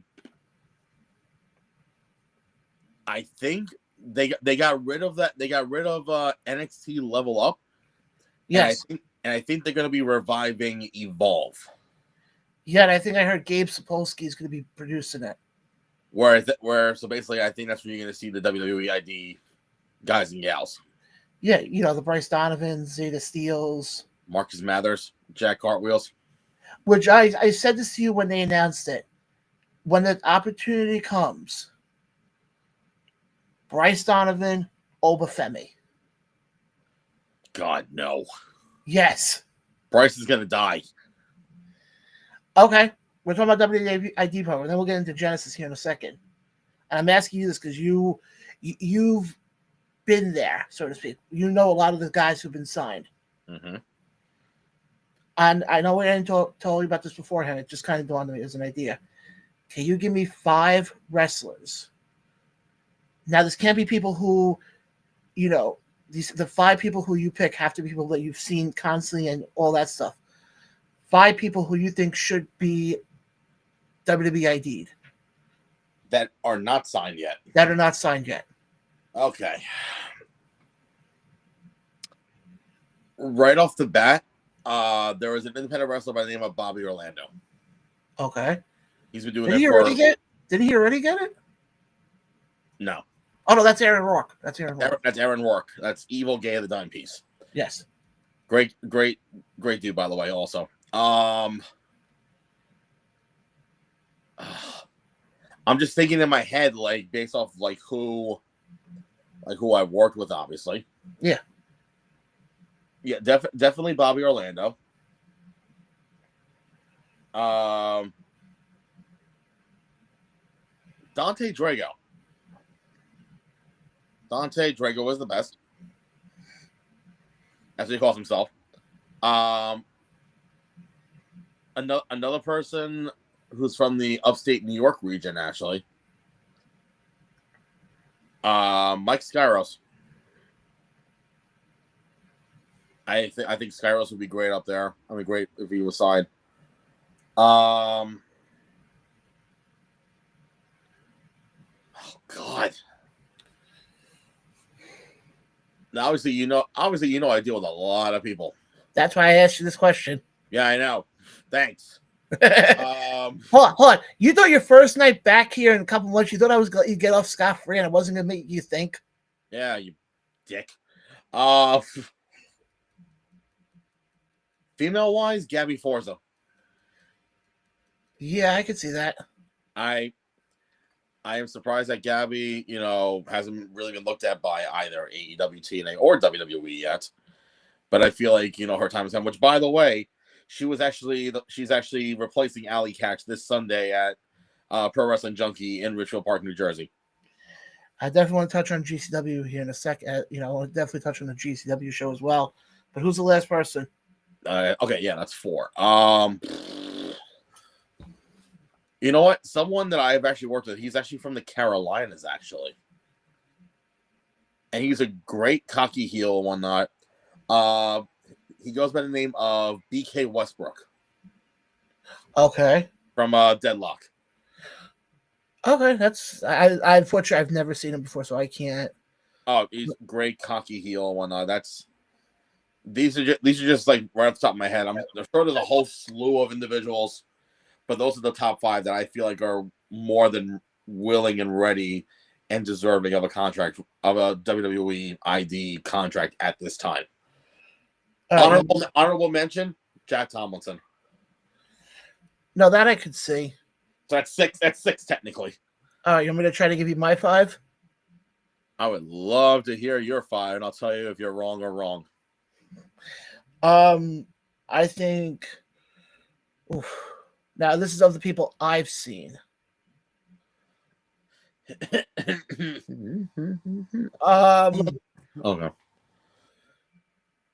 Okay, I'll say right off the bat, Darius Carter. Yeah. The guy has everything. And the fact that he hasn't been signed yet. As much as we sit here and praise WWE and AEW, almost comes off to me like they're stupid. And that's it. Can I throw in 2 more names? Yeah, go ahead. And it's funny because there was a major announcement in regards to these 2 individuals, GKM and Leo Sparrow. Now, the reason why I'm saying those 2 names in general is because it was just announced that these 2 are participating in this year's ECWA Super 8 tournament in March. Okay, that I did not know. Yep. So hold on. So I got Darius now. Because that just popped in my head because Darius Carter is the ECWA heavyweight champion, 2-time ECWA Super 8 winner, and it just made me pop that because I just saw Leo Sparrow's announcement earlier and GKM's over the weekend. So that just made me think of that. Sorry. No, I agree with you about GKM. I agree with you about Leo Sparrow. Cool. I think another name I have to throw in there. Now, I don't know. Would you consider... No, because if they're an NWA, then it wouldn't be WWE ID then. I don't think they're contracted. Okay, I got another name. Joe Ocasio. Yeah, I can see that actually. I could definitely see Joe Ocasio doing it. How many? I don't even know how many I'm up to now. 4. Mm-hmm. And my last one. I need more than 5, so you can go as many as you want. Well, I was gonna say one of them that I'm gonna add. You might disagree with me because obviously you've known this person a lot longer than I have, and I'm going solely off of what they've done in the ring. Vicious Vicky. Possibly. I take the stuff behind the scenes out of the equation. No, that's what I'm saying. Possibly. Oh, I got Mark has another name. How about Joey Ace? I mean, he has been featured a lot of times on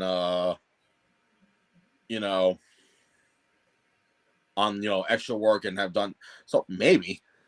And then I got one more name, and I'm saying this because everybody knows how much I love this guy and how much him and I haven't had our issues. Dr. Sleep. Okay, that's not a bad choice, honestly. I could definitely. And no, I wasn't gonna say Tommy Invisible. No, Invincible, not Invisible. Oh, Invincible. Sorry. Oh my God. But let's quickly touch on TNA Genesis, and then we'll wrap up with GCW. I'm surprised you didn't mention one other name. Who? Me. Oh yeah, no, absolutely. I don't know if they'll ever ID announcers. WWE, if you do watch, please do so. Well, then if that's the case, then it would be you, Larry. I got it. An announcers faction. Oh fuck. You, Shane Fair, Larry Legend, Mike Falvo. It's like 3 men and a baby.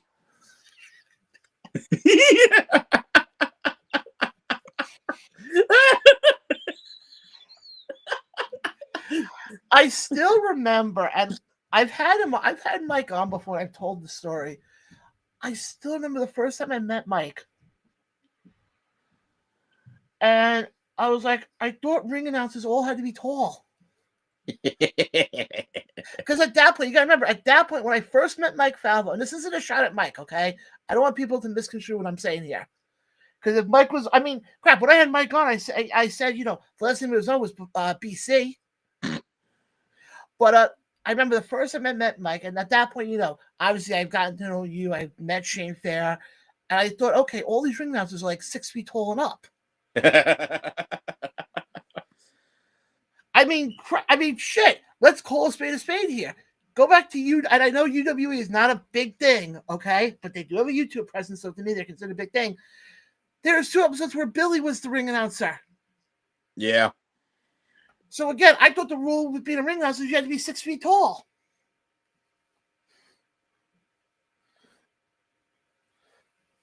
So I guess that's all for me then.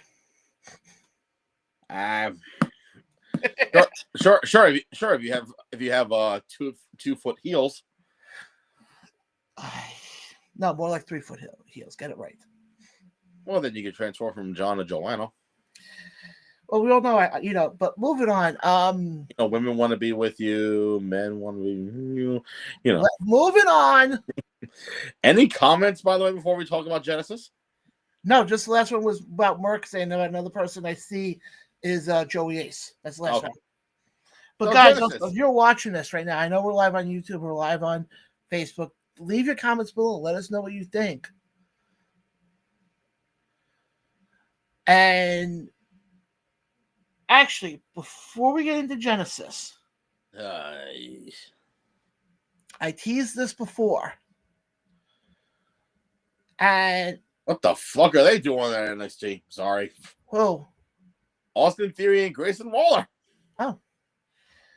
I teased this before we had Ruthless Lala on, but I want to make this announcement now. As many of you know, the week of February 22nd, I'm doing Dynasty Week, where many of the stars of Dynasty ahead of Heavy is the Crown will be on with me talking about the show, promoting the show.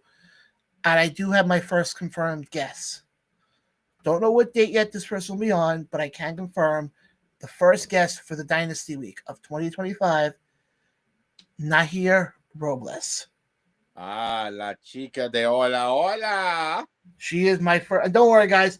I'll have these in graphics coming out this week. And also, like I said, I'm hoping to get a few others on because that show is looking pretty damn good on paper from what my understanding is. It's la chica de hola. Ay, coña. But let's get into TNA Genesis. Great crowd, by the way, too. By the way, the one thing I like is they had a few shots where they would zoom out, and the crowd looked alive. Oh yeah. And I know we saw a lot of things. We kind of touched on it periodically throughout the night, but the big thing I want to talk about is that main event. With, first of all, Nick Nemeth, to me, if they give participation trophies, he should get one. Oh, without a doubt. He and I forgot who said it, but they made a perfect point with this. He basically rejuvenized Joe Hendry in one night. Yes, he did. Now, my question to you is this. I asked you this off air, and I want to ask you on air. Joe Hendry got, had the push, finished his story, won the championship. Are we about to see somebody who is going to have? Obviously, we can't say if it will be successful or not because we don't know yet. But are we basically going to see another Cody Rhodes situation? And I'll explain what I'm talking about. When Cody, everybody was so big. I mean, you and I were talking about on the show leading up to WrestleMania 40. They were like, "Oh, Cody's going to win. Cody's going to win. Cody's going to win." He won the belt, and has he really had a meaningful feud since, other than what we're seeing right now with him and KO? So, I think that, in my opinion, the difference between Joe Hendry as champion and Cody Rhodes as champion, this may sound kind of, odd, but it's pulling back the curtain, a little behind the scenes thing, but it's how both WWE and TNA are produced. Because WWE is consistently weekly. Like, they're consistently like weekly, like every single week, they're live every single week. TNA, they do like 2 days worth of tapings, and they tape for like a month and a half, 2 months. Yeah. That's the tricky part. If TNA was live every single week, then that would be different. But the thing is, again, they are not live.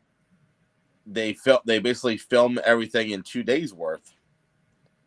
And then also, I think this will definitely not be like Cody Rhodes, because this right here, with first of all how Joe Hendry was received in NXT in WWE, because if you remember that NXT live event where he main evented with Ethan Page, you saw basically the entire crowd in Denver doing, the wave your hands side to side, shit. You saw the reaction from the crowd of how they respected Joe Hendry, technically an outsider in WWE, which basically shows that people actually watch other programming besides WWE, especially in Denver, Colorado, of all places. So it was kind of apropos that 3 days prior to Genesis, they announced this massive partnership with TNA with WWE, and right here having Joe Hendry, who basically looks like will be making some appearances in WWE, but now he'll be appearing as the TNA World Champion, which is something that's never been done, honestly. And No. basically it also shows that anything is possible. And hell, for all I know, Joe Hendry can show up at fucking NXT and maybe defend the title once or twice. I'll even go a step further. I think we got our first confirmation of Joe Hendry is going to be at, especially at the Rumble, because it was announced today. One of the TikTokers, I don't remember which one, suppose he's going to have a table at WrestleCon, and they announced today that Joe Hendry is going to be there. Okay. Pretty much, I think that's all but confirming that Joe Hendry will probably be at the Rumble. Oh, WrestleCon in Indy. Yeah, WrestleCon in Indy. Oh, okay. I think we were WrestleCon in Vegas. I'm like, already? No, in Indy. So it's just very apropos that he's going to be there the day of the Rumble. So it's going to be very interesting to see. But I agree with you. My only fear is he won the title. Now it's time to see how he's going to act with the target on his back. That's my big thing. And do I think he'll do fine? I think he'll do wonderful. But I'm just a little concerned about that. We always saw, the story always gets told that the babyface chase is what makes the story great. Now, what's going to happen with him now that he has that belt? That's what I'm curious to see. One other thing I'm curious about, especially after Sunday, is what the hell is JBL doing? I hope they're going to announce that soon, because can I be honest with you? I'm getting annoyed of it. That, to me, is falling into the same graces as the Death Riders. And I say that for one reason. He's there, but why is he there? At this point, he's done it so many times. And I know there's going to be comments there of, oh, John, it's a slow burn. Yeah, there's slow, and then there's snail pace slow. And I'm all for a slow burn. You know that. Oh, without a doubt. And you know I'm all for good storytelling. I mean, shit, that's been the one thing I've been paraded on for the last 3 years of the show is good storytelling. But to me, good storytelling has to make sense. And when JBL showed up left and right and, clotheslining these people, okay, we get it. There's a alliance there. What I'm curious to see, though, now that Nick Nemeth doesn't have the belt anymore, especially during only specifically during Nick Nemeth matches. Well, that's my question, though, is now that Nick doesn't have the belt anymore, will we see JBL? Because if this was basically their way of saying, remember years ago when Shawn and Kevin Nash, when everybody said Kevin Nash was Shawn's heavy back in the day? Mm-hmm. Was that what this was? Was JBL, in essence, Nick Nemeth's heavy? I don't know. That's why I hope they reveal something soon, because it's losing its lust. Sorry, don't mind me. I'm distracted by Obafemi right now. Let's wrap up with GCW. Unless there's something. Okay. Here we go. Well, hold on. Is there anything else you want to get to with TNA? The I Quit match with Santana and Alexander. Great fucking match. And overall, what grade would you give it? B. Okay. I asked you this with the Wrestle Pro show. I'm going to ask you it with this one. 3.5. Favorite match? This one's tough too, but I'll give you 2. That one, the I Quit match, and the Tessa Jordan Grace. Yeah. I would definitely agree with that. Mark chimed in here and said that he heard that he wants to fight. Yeah. That he's talking about Joe Hendry. Yeah, I know. But hey, if it happens, great. I'll definitely be raving about it. I won't give it 5 stars like Meltzer, but Well, it's not in the Tokyo Dome, so it won't be 5 stars no matter what. No. Now, GCW. Go. Considering I watched the entire thing. Why do you think I'm saying go? First of all, it's fucking 4.5 hours long. Whose bright idea was to put fucking 13 matches on a New York card? Yes.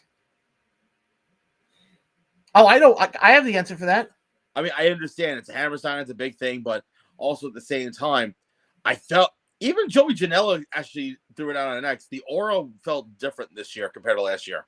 I have the answer. What? With your question about why they put 13 on? Because. Yeah, I know. Thank you.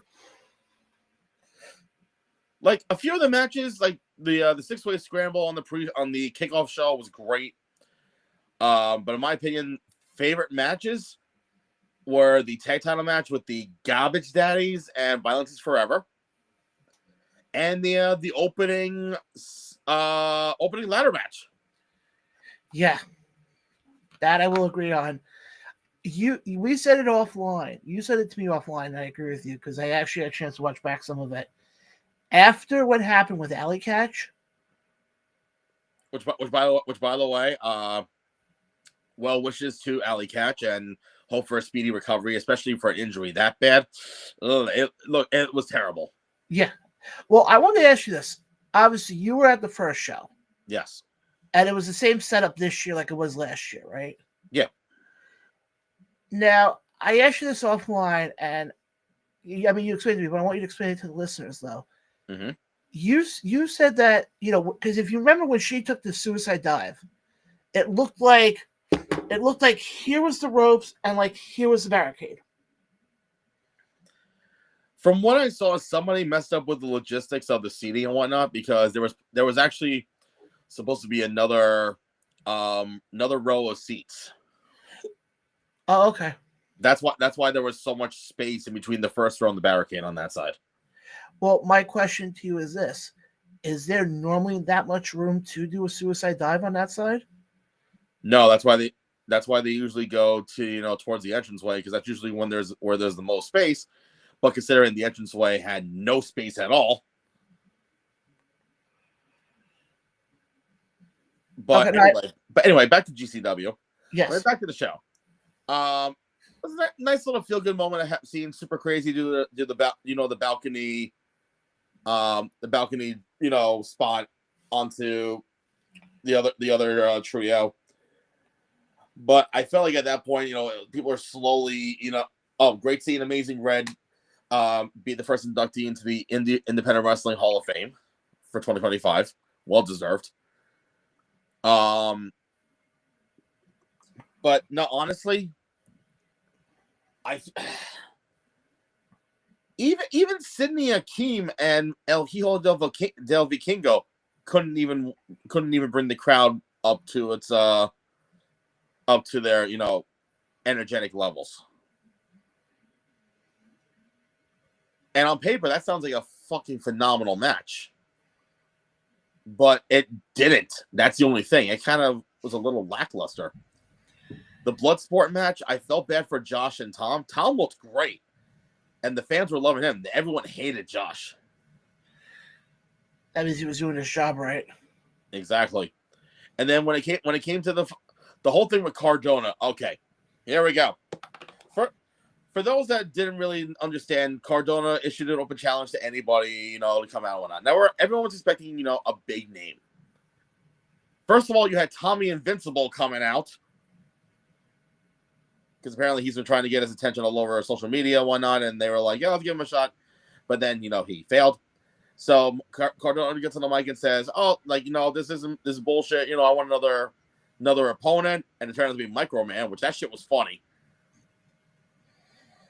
Which I think Microman is taller than John, I think, but I could be wrong. But then obviously Cardona won. And then, the final person. Now, we're all expecting a huge debut one up, but it turned out to be his own broski, Jimmy Lloyd, who turned on him. Which that was a pretty cool move one up, but at that point, everyone was fucking burnt out. To the point that I felt so bad for Mance Warner and Effie that people started leaving. During the main event of GCW, which is something that's never been done, people started leaving.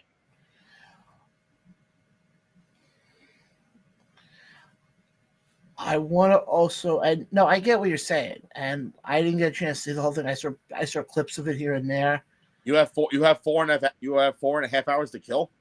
No. Okay. I'd rather watch paint dry. Yeah, that sounds like a typical episode of the Ordinals podcast, but okay. Hey. Hi.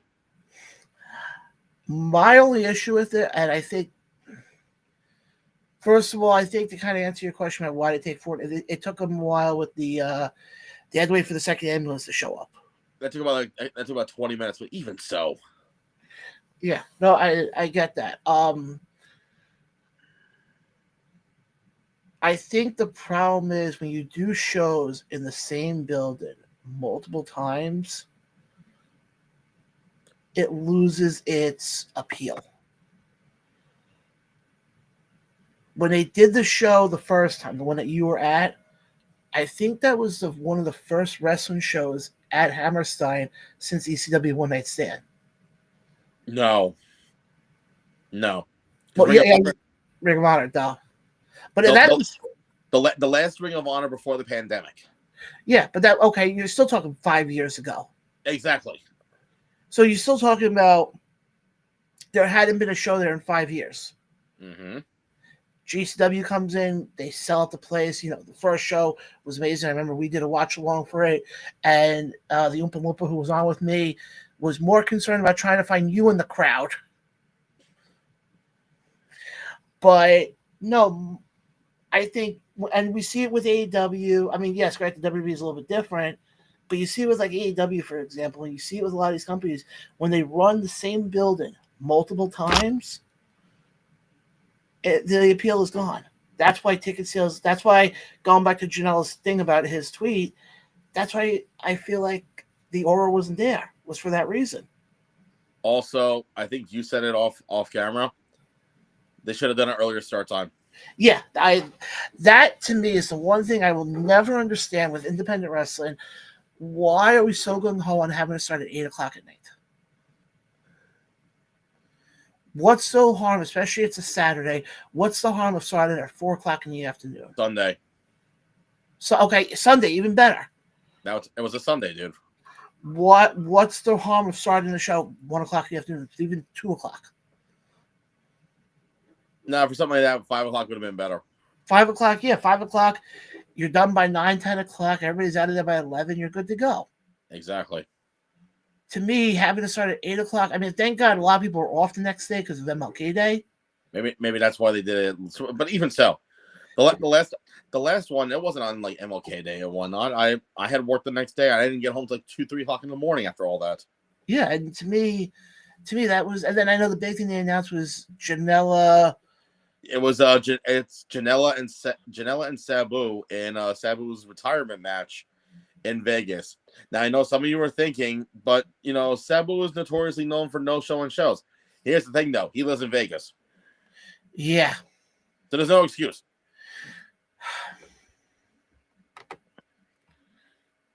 Really, Amanda? What the hell's an op lupa? Oompa Loompa. That says op lupa. Brian, this is the same girl who can't say Ishkabibble. Fair enough. Love you though, honey. No, he doesn't. Yes, I do. No, you don't. Yes, I do. No, you don't. Moving on. Let's talk about PCO. Oh God. First of all, I found out, I think Fightful.com reported it. That belt that he smashed was a replica belt. It wasn't the actual one. But even so, I think that was showing his disdain for WWE. I mean, for TNA.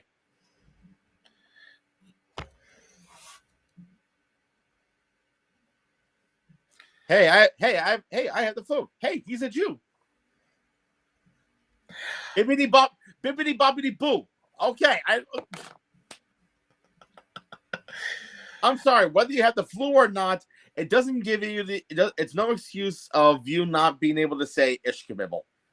No, Ryan, you know what this reminds me of? And Amanda, I love you. You know I do. And I'm not pointing fun at you with this. Ryan, do you remember we did a show last year? We were talking about something pro wrestling. And Mitch turned around in the comment section and said something about, oh, did you see this thing with the Chicago White Sox? Oh yeah, we don't think it's enemy. We don't think it's enemy. Hey, did you hear the Yankee fan went to a White Sox Royals game? Who the fuck cares? Now, babe, just hold on. Oh, well, thank you. Did she get Google Voice to help her finish that sentence, or? Yes, Amanda, you got a pass.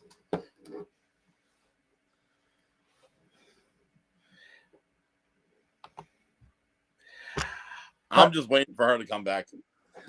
Oh, she's got something. Oh yes, it'll be very ishkabibble. God, she's gonna kill me. Oh yes, she will. She's gonna turn you into a human meatball. I mean, you're already halfway there, but Hey, I'm the Jewish stud muffin. Does that mean you're kosher only? Hey, some women like their salamis kosher. And some men want to be you. Anyway. The show's gone off the rails. This is what happens when you bring fun to the show. So does that make you Bully Ray now or Mark Henry? I'm fucking Bully Ray, bitch. Oh wait. Okay, they're teasing this again. What? Looks like they're teasing Obafemi and Trick Williams part 2. Okay, I did have one question, and I didn't see anything about this. Did they ever mention what the 23 thing was? No, I think they're saving that for Thursday. Who do you think it is? I have no fucking clue. It's Michael Jordan. What are you kidding? No, I think it's Tom Pescott showing up in TNA. Great. Ay. Ryan can go to Disney Price's World and get all dolled up. What the fuck is Disney Price's World? She meant princess. I'm sorry. I know how to read, John, and that says Disney Price's World. I know you know how to read, but I know how to decipher Amanda-ism. Ishkabibble. I know how to decipher Amanda-ish.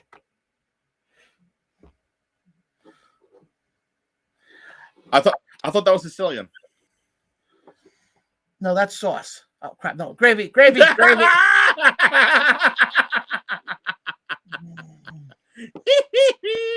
You're welcome for that one. You're welcome for that one, Amanda. Ryan, let me ask you a question. What do you call pasta sauce? Gravy. I learned that I don't know what she's saying now. And I'm Irish and I'm saying that shit.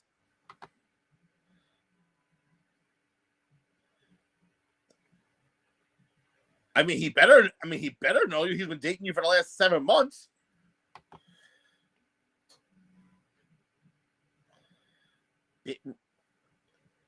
What? Hooked on Phonics, can you please sponsor Amanda? Please. Oh, Jesus Christ.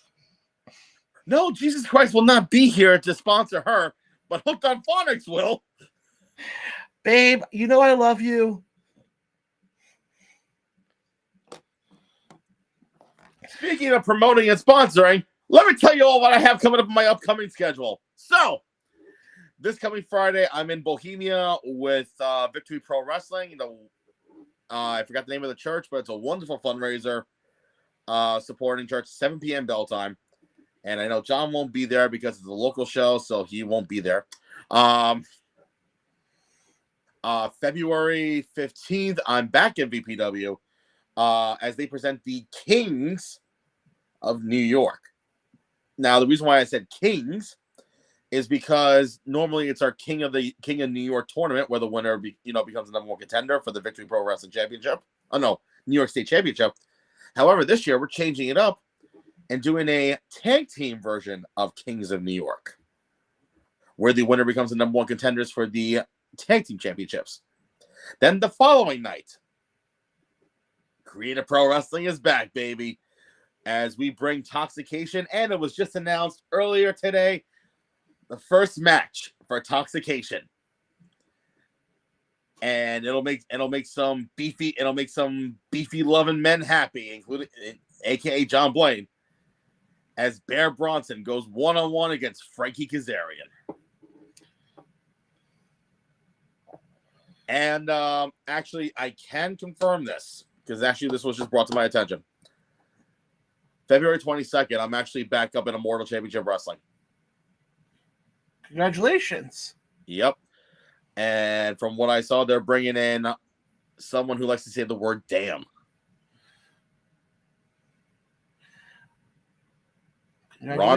Ron fucking Simmons. Congratulations. Let's see what else. Oh yeah, March 1st, Wrestle Pro. I have no idea off the top of my head. All right. For me, nobody cares. Make sure to follow me on social media. I'm just kidding. February 1st, you can catch myself and him at Hooters in Farmingdale for the sorry, I heard Hooters, I got excited. For the Jimmy J watch party for the 2025 Royal Rumble. February 22nd, I will not be at Immortal. I will actually be back up at Dynasty. And Yeah, I got a few other things in the works right now, but I am not at liberty to reveal them yet. One more thing we gotta talk about. It involved beefy men. Saturday night's main event. Yes, you want to go over the card? You want me to pull the card up quickly? Sure. So, folks, if you've been living under a rock for the last, 3 weeks, apparently they're doing another rendition of Saturday night's main event live from San Antonio, Texas. Now, matches-wise, John's going to bring it up, but already announced, they are going to be doing the official contract signing of Cody Rhodes and, well, it's not really a contract signing. It's more of a title-raising coronation, I guess, for the ladder match happening the following week in Indianapolis. And sanctioning that is the hometown kid himself, the Heartbreak Kid, Mr. Main Event Showstopper himself, Shawn Michaels. So Shawn Michaels is going to be back on Saturday night's main event for the first time in almost 20 years. All right, here we go. You ready? Yep. Okay, hold on. I got to go a different way because I thought that pulled it up. But talk amongst yourselves for a second. Well, actually, I think there's only 4 matches announced. I think I remember them. So, for the World Heavyweight Championship, the current champion Gunther takes on the challenger, main event Jey Uso. Who was in the Rumble, by the way? What? Jey Uso's in the Rumble. What the fuck? Anyway, we all know who's gonna win. It's gonna be Gunther. Next up for the Intercontinental Championship, it's Sheamus versus Braun Breaker. I kind of have Breaker retaining. Me too. Next up, I think they announced it for the Women's World Championship. Rhea Ripley versus Nia Jax. I think so. Which also, speaking of Raw, by the way, apparently Bayley is now on Raw. Yeah, that I did see. And, last but not least, a.k.a. the Wade Barrett Cream Fest. Big meaty men slapping meat, a.k.a. John Blaine's favorite fantasy of all time, as Braun Strowman goes one-on-one against the Samoan werewolf, Jacob Fatu. Yes, by the way, to answer your question, yes, they did announce Rhea versus Nia for the title. I'm trying to see if there's any other matches. I think that's all they did. Yeah, they have decided. Yeah, you have the meaty match. Yep. But overall, though, what match are you looking forward to the most? The meaty match. Yeah, me too. Because honestly, that one, you don't know who's going to win. The other 3, you kind of figured who's going to win. Well, especially, I don't know. Gunther's taking on Jey Uso. Jey Uso's announced for the Royal Rumble. That's 2 weeks. That's a week later. So, let's call it straight with it's a glorified house show. That's what it is. And also, you got to remember, isn't TNA? No, I was going to say TNA is not still in San Antonio. Actually, yeah, they are. They're in San Antonio that night. For Saturday night? Friday and Saturday. Maybe we'll see somebody from TNA show up. Maybe. Maybe not, actually, because that's when they're taping. And by the way, congratulations to the new ring announcer for TNA. Yeah, Mackenzie Mitchell. Now, I don't know if that was just a one-off for her doing it for the pay-per-view, or she's now the one going further. I have no idea, but TNA, if you're watching, July 20th, I'm available. I live about 15 minutes away from the venue. More so a 10-minute train ride. You promise you won't drive your car right onto the tracks of Elmont? Oh, I wanted to do that. Listen, I'm still pissed about that because I almost missed my fucking show because of that. But Brian, I think it's time we wrap things up. I want to thank everybody who watched. Obviously, guys, we're still working out the kinks here. This is our first night on Restream, so we hope you liked what you saw. Obviously, once everything kind of figures out, we'll have some more stuff thrown in here. And what? So on. Oh shit.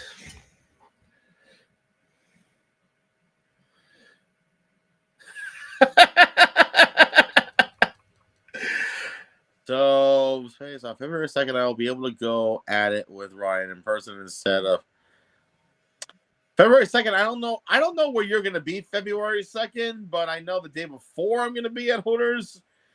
But February 2nd, I'm sure you're going to be somewhere where I will not be. But guys, I appreciate everybody who watched. I want to thank Ruthless Lala for joining us earlier, guys. If you missed any of tonight's show, go back to the YouTube page. The replay is available. Or go to our Facebook page. The replay is available there as well. Guys, she meant February 1st. Thank you, Google Translate. Obviously hit the subscribe on our YouTube page. It costs you nothing, does wonders for us. Follow us on Facebook because, guys, there's something brewing in the waters. That just sounds so wrong. Of Around the Ropes podcast. Oh, that's what you meant. Okay.